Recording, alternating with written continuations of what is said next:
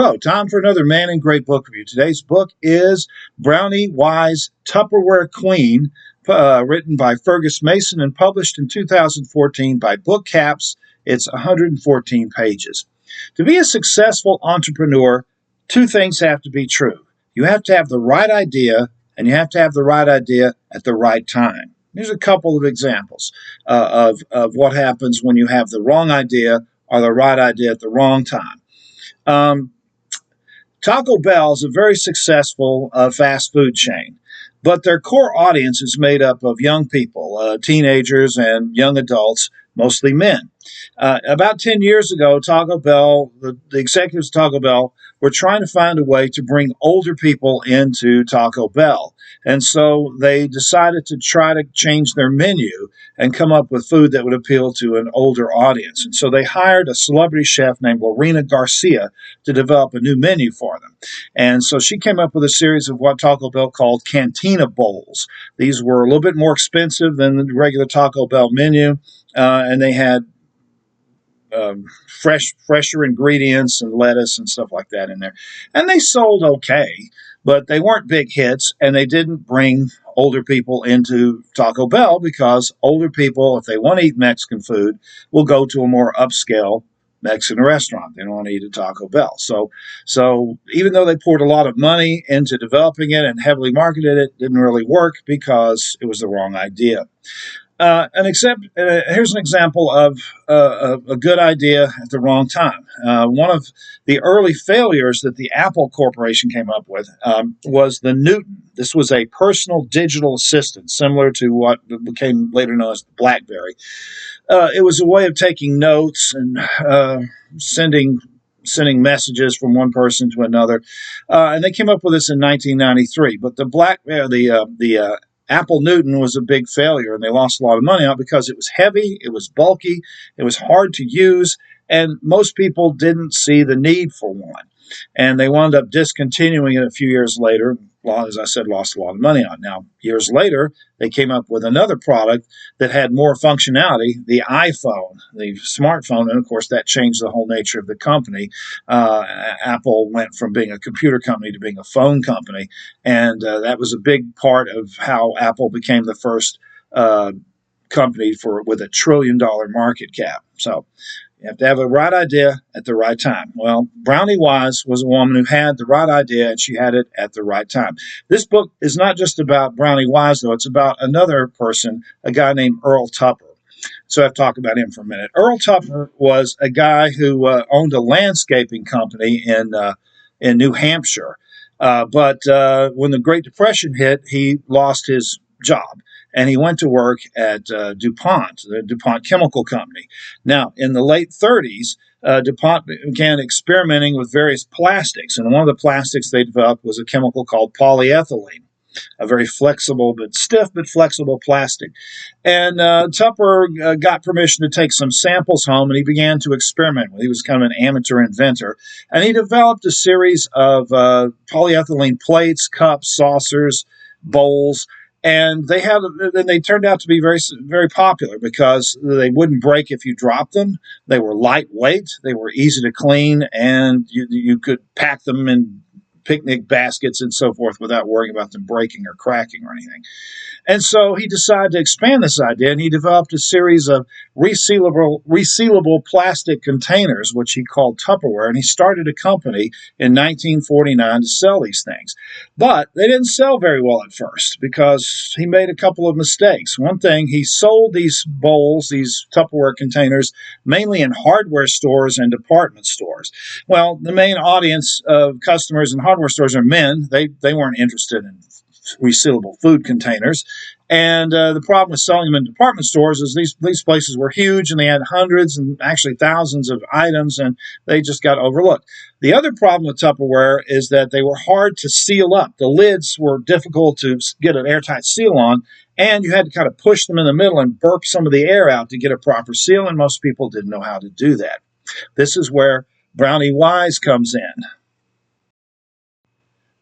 Brownie Wise was a single mother living in Detroit. She divorced her abusive husband a few years before, and she held various jobs before landing at the Stanley Products Company. This was a company that made brushes and various gadgets. And some of them they sold using what was called the party plan system, where you would get a salesperson to meet with a group of people in a building or in somebody's house, and you would demonstrate the products and try to sell it to them. Well, when she discovered these Tupperware containers, she realized this would be the perfect way to sell these things.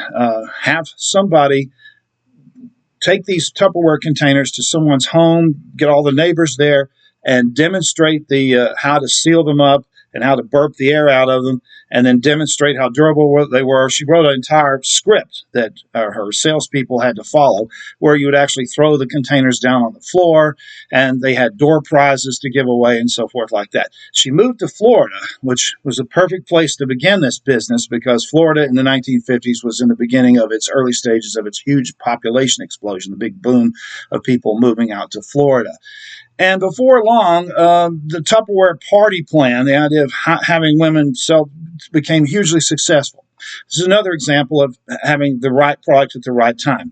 During World War II, a lot of women went to work because the men were off fighting the war. And for the first time, a lot of women realized that they could earn money on their own and be independent and so forth.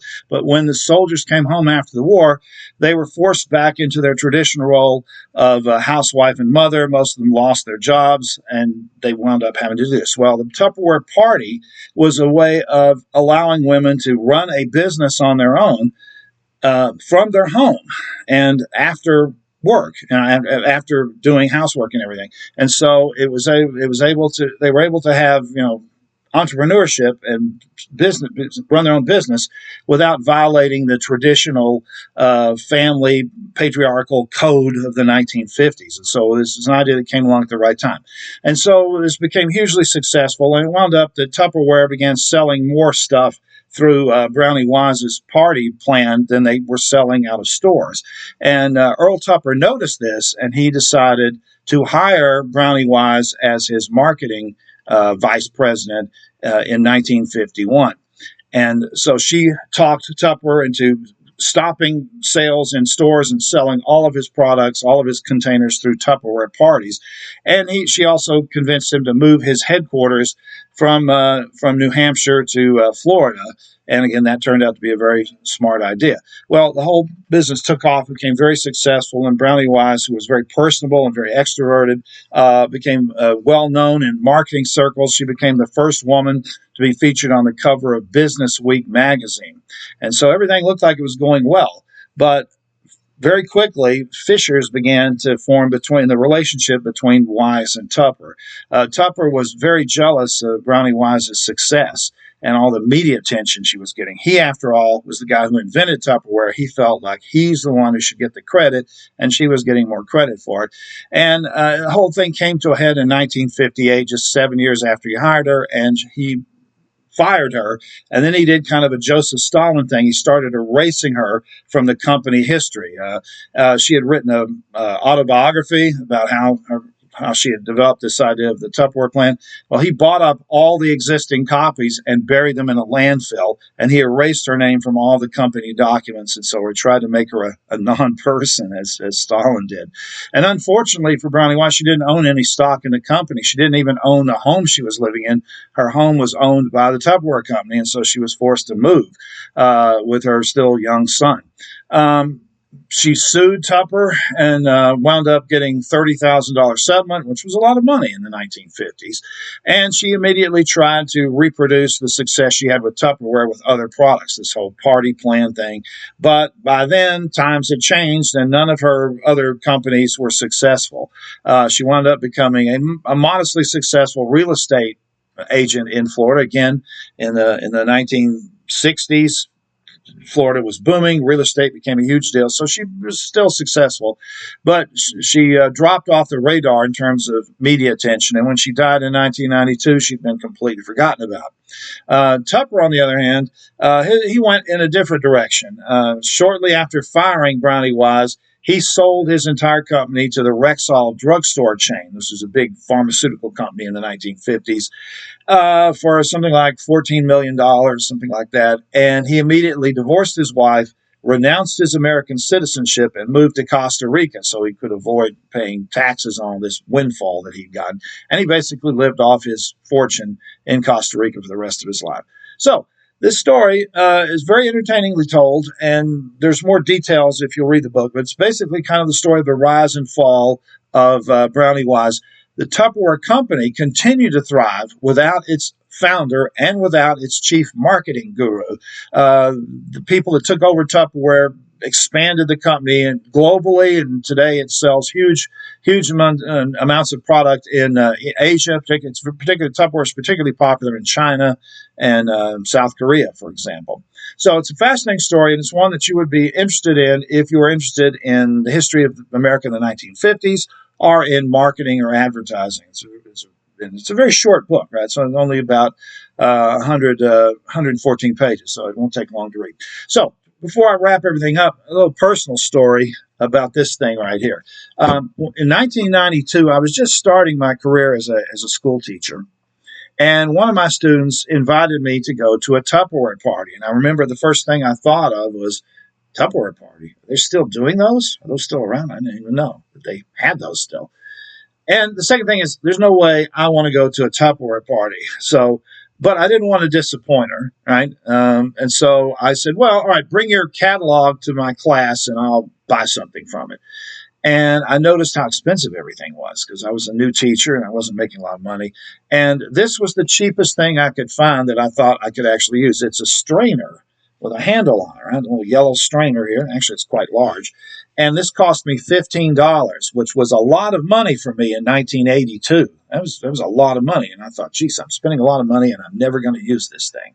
Well, here it is, 42 years later. It's the best $15 I've ever spent. I have used this literally hundreds of times. I use this every time I make spaghetti. I use it to strain the spaghetti noodles with. And so I poured boiling hot water in this hundreds of times. And as you can see, it's faded a little bit, but it's not cracked. It's not bent. It looks almost like new. And I've had it for 42 years. It's the best $15 I've ever spent. And when I'm no longer here, I'm sure one of my kids will inherit this and continue to use it for God knows how long. So one thing you can say about Tupperware, at least Tupperware made 40 years ago, they knew how to make them last. So even though this was expensive back then, it certainly has proved to be worthwhile.